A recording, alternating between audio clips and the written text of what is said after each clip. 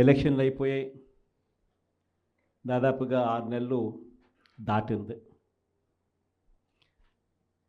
6 నెలలు దాటిన పరిస్థితుల మధ్య మళ్ళీ పార్టీని మనం సమాయత్తం చేసే దిశగా అడుగులు వేస్తూ ఈరోజు అందరం కూడా ఇక్కడ కలుస్తూ ఉన్నాం. ప్రజలందరూ కూడా ఈరోజు నిలదీసే పరిస్థితిలోకి ప్రజలంతా వస్తూ ఉన్నారు. ఏమైనా 15,000 అని చెప్పి చిన్నపిల్లలు అడుగుతూ ఉన్నారు. ఏమైనా 18,000 అని చెప్పి వాళ్ళ అమ్మలు అడుగుతూ ఉన్నారు. ఏమైనా 48,000 అని చెప్పి ఆ అమ్మమ్మలు అడుగుతూ ఉన్నారు. ఏమైంది 36,000 అని చెప్పి చిన్నపిల్లలు ఉద్యోగం కోసం ఎదుగుతూ ఉన్న పిల్లలు అడుగుతూ ఉన్నారు. ఏమైంది 20,000 అని చెప్పి రైతన్నలు అడుగుతూ ఉన్నారు. వీళ్ళకి ఎవ్వరికీ కూడా చంద్రబాబు నాయుడు అనే వ్యక్తి, వాళ్ళ పార్టీకి సంబంధించిన క్యాడర్ సమాధానం చెప్పలేని పరిస్థితుల్లో వాళ్ళ పార్టీ, వాళ్ళ పెద్దలు అందరూ కూడా ఏం చేస్తూ ఉన్నారు? Diversion politics. ప్రతిరోజు ప్రతి నెల ఒక టాపిక్ తీసుకొస్తారు. ఏదో ఒక టాపిక్ తీసుకొచ్చి గోబల్స్ ప్రచారంలో భాగంగా ప్రతి ఒక్కడు దాన్ని అందుకుంటారు. ఓసారి తిరుపతి లడ్డు అంటారు, ఇంకొకసారి జూన్లో ఋషికొండ భవనాలు అన్నారు, జూలైలో శ్వేతపత్రాలు మదనపల్లి ఫైల్స్ అన్నారు, ఆగస్టులో ముంబై నటి నా పేరేం పేరు కాదాంబరి అన్నాడు, సెప్టెంబర్లో ప్రకాశం బ్యారేజీని బోట్లతో ఢీకొట్టి గేట్లను పడగొట్టాలని చెప్పి మనం ప్లాన్ చేసినామని అంటాడు. అక్టోబర్లో సరే ఇంకా ఎట్టాగ మీరు అంతా చూశారు, నా కుటుంబాన్ని తీసుకొచ్చినాడు. నవంబర్కి వచ్చేసరికి బడ్జెట్పై దృష్టి మళ్లించడానికి 14 లక్షల కోట్ల అప్పులు అని చెప్పి, డిసెంబర్లోకి వచ్చేసరికి ఇప్పుడు కొత్తగా మీరు అంతా మనం చూస్తూ ఉన్నాం, రేషన్ బియ్యం అంటానండి. ఇప్పుడు కొత్తగా కనిపిస్తూ ఉందా రేషన్ బియ్యం అని చెప్పి. ఇప్పుడు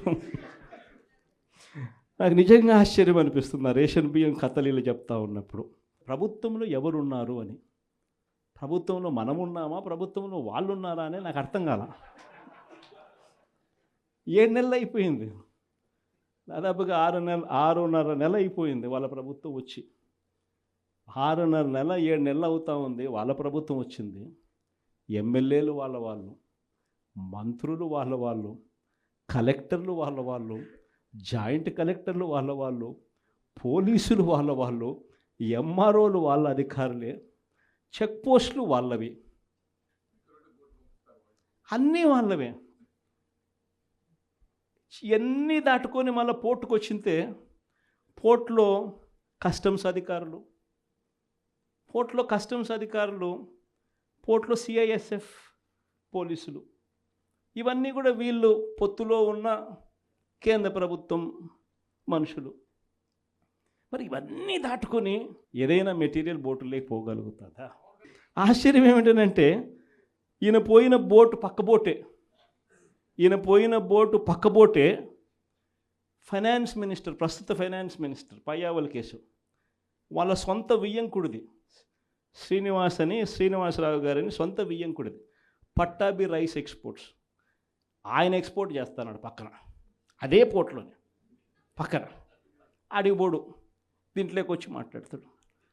నాకు ఆశ్చర్యం అనిపించింది, అసలు ఏందిరా నాయన ఇది, ఎవరు ప్రభుత్వంలో ఉన్నాము, ఎవడు చేస్తూ ఉన్నాడు అని చెప్పి.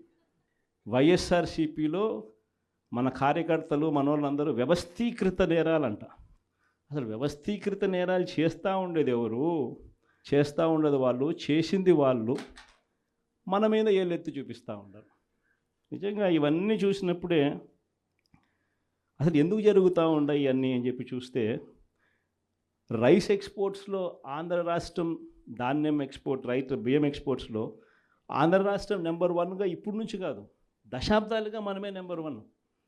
తెలంగాణ నుంచి బియ్యం మన దగ్గరికే వస్తుంది, ఆంధ్ర నుంచి రైతులు పండించిన బియ్యాన్ని ఇక్కడి నుంచి ఎక్స్పోర్ట్ చేస్తారు. అది తప్పేం కాదు, ఎప్పటి నుంచో దశాబ్దాలుగా జరుగుతూ ఉంది. ఆంధ్రాలో రైట్ ఎక్స్పోర్ట్స్ నెంబర్ 1. అందులో ఈ పయ్యావుల కేశవ్ వాళ్ళ వియంకుడు, ఈ పట్టాభి రైట్ ఎక్స్పోర్ట్, ఈయన ఆంధ్రాలో నెంబర్ 1. ఇది నిజంగా ఇది కొత్త ఏం కాదు.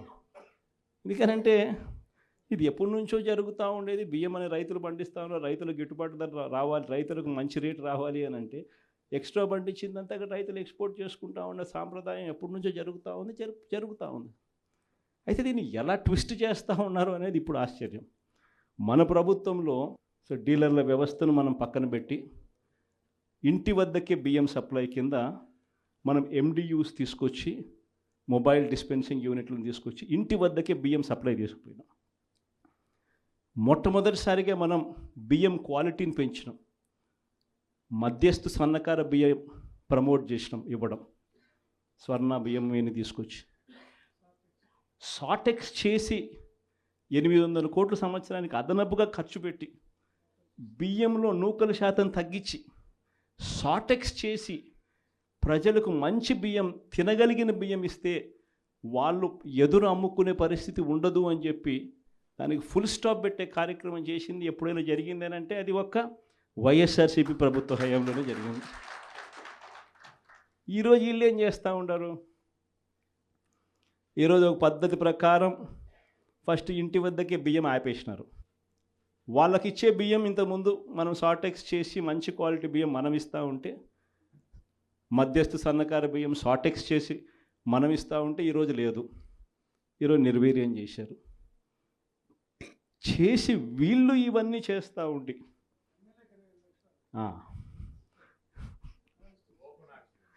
చేసి వీళ్ళు ఇవన్నీ చేస్తూ ఉండి వీళ్ళ వల్ల, వీళ్ళ తప్పిదాల వల్ల ప్రజలకు నాసిరకం బియ్యం సప్లై కావడం వల్ల, ప్రజలకు సరిగ్గా బియ్యం సప్లై చేయకపోవడం వల్ల ఇది రివర్స్. ప్రజల దగ్గర నుంచి ఈ డీలర్లు కొనుక్కోవడం, ఈ డీలర్ల దగ్గర నుంచి ఎమ్మెల్యేలు తీసుకోవడం, ఎమ్మెల్యేల దగ్గర నుంచి ఎక్స్పోర్ట్స్. ఇది జరుగుతూ ఉండదు. ఇప్పుడు తప్పు వీళ్ళు చేస్తూ ఉండి ఇంకొకరి మీద ఏళ్ళెత్తి చూపిస్తారు. మన హయాంలో దళారీ వ్యవస్థను పూర్తిగా తీసేసి ప్రతి రైతుకు కనీస మద్దతు ధర ఖచ్చితంగా వచ్చేట్టుగా ఆర్బీకేలే వాళ్లకు పేమెంట్ స్లిప్స్ ఇచ్చేట్టుగా మన ప్రభుత్వంలో జరిగితే, రైతుకు ఏ మిల్లుకు తాను పోవాలి అనేది పూర్తిగా పక్కన పెట్టేసి పలాని మిల్లుకే మీరు పోవాలి అనేది తీసేసి రైతుకు మిల్లర్కు సంబంధం లేకుండా చేసిన పాలన మంది. ఆర్బీకే దగ్గరనే మీకు ఎంత రేటు వస్తుంది అని చెప్పి అక్కడే స్లిప్స్ ఇచ్చే కార్యక్రమం జరిగింది, మన హయాంలో జరిగింది. ఈరోజు ఏం జరుగుతూ ఉంది? రైతులు పంట చేతికి వచ్చేసరికి ఈ క్రాప్ లేదు, ఆర్బీకే వ్యవస్థ నీరు గారిపోయింది, ఆర్బీకే దగ్గర కొనుగోలు చేసేవాడు లేడు. సో రైతులు గత్యంతరం లేక మిల్లర్ల దగ్గరికి పోవడం, మిల్లర్లు 300 రూపాయలు 400 రూపాయలు తక్కువ రేటు కొనుగోలు చేయడం, ఇది ఇప్పుడు జరుగుతూ ఉంది. అన్ని రకాలుగా సర్వనాశనం చేస్తూ ఉన్న ఈ పరిస్థితుల మధ్య, ఈ డైవర్షన్ పాలిటిక్స్ మధ్య ఈరోజు మనం పార్టీ బలోపేతంతో పాటు ప్రజల తరపున మనం నిలబడడానికి ఏ రకమైన ఉద్యమం చేయాలి, ఎలా ఉద్యమాలు చేయాలి అని చెప్పి ఆలోచన చేయడానికి మనం అంతా కూడా ఈరోజు సన్నద్ధమైన. ఎందుకంటే ప్రజల తరపున మళ్ళీ పోరాటం చేయాల్సిన సమయం వచ్చింది. ప్రజల తరపున ప్రజలకు దగ్గర కావాల్సిన సమయం వచ్చింది. ప్రజలు ఇబ్బందుల్లో ఉన్నప్పుడు మనం ఉన్నాము అన్న భరోసా ప్రజలకు మనం ఇవ్వాలి. ప్రతి అడుగులోనూ వ్యతిరేకతే. ఒకవైపున చేయాల్సిన ఏ మంచి పని జరగలేదు. సూపర్ 6లు లేవు, సూపర్ 7లు లేవు. మరోవైపున వ్యవస్థలన్నీ పూర్తిగా నీరు గారిపోయాయి.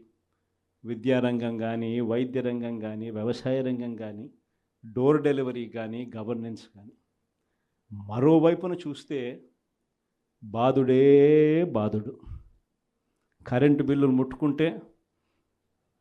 బిల్లులు ఈరోజు ముట్టుకుంటే ఈ నెల స్టార్ట్ అయింది. ఇంకా మొదటి డోసే 6,000 కోట్ల రూపాయలకు సంబంధించిన మొదటి డోసు ఈరోజు ఇచ్చినాడు ఈ నెల బిల్లులో.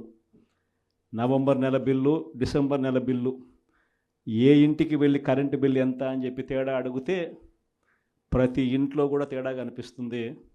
కనీసం 300 రూపాయలు పైన రేట్లు పెరిగినాయి. అది ఈ నెలే. రేపు నెల మరో 9,000 కోట్లు వేస్తున్నాడు. ఆ 9,000 కోట్ల భారం కూడా రేపు నెల బిల్లులో ఇంకా కనిపిస్తుంది. అంటే కరెంటు బిల్లులు ఇంకా షాక్ కొట్టే పరిస్థితిలోకి కరెంటు బిల్లులు వచ్చేస్తున్నాయి. ఒకవైపున బాధుడే బాధుడు. రోడ్ల మీద ట్యాక్స్ అంట. రోడ్ల మీద ట్యాక్స్ అట. ఆశ్చర్య కలిగించే విషయం ఏంటంటే రోడ్లు బాగు చేయడం కోసం రోడ్ల మీద ట్యాక్సులు వేసే కార్యక్రమం నేషనల్ హైవేస్ మీద మనం అంతో ఇంతో చూసినాం, కానీ గ్రామీణ రోడ్ల మీద కూడా రోడ్లు బాగు చేయడం కోసం రోడ్ల మీద ట్యాక్సులు వేసే బాదుడు కార్యక్రమానికి చంద్రబాబు నాయుడు గారు శ్రీకారం చుడతా ఉన్నారు. ఆశ్చర్యం నిజంగా ఏమిటంటే ఆయన హయాంలో మన హయాంలో రెండు తేడా చూస్తే రోడ్ల మీద మనం ఖర్చు పెట్టింది 43,000 కోట్ల చిల్లర అయితే ఆయన హయాంలో ఖర్చు పెట్టింది 27,000 కోట్ల చిల్లర మాత్రమే. అక్కడ కూడా మనమే ఇన్ని సంక్షేమ పథకాలు చేస్తూ కూడా అక్కడ కూడా మనమే ఎక్కువ ఖర్చు పెట్టాం.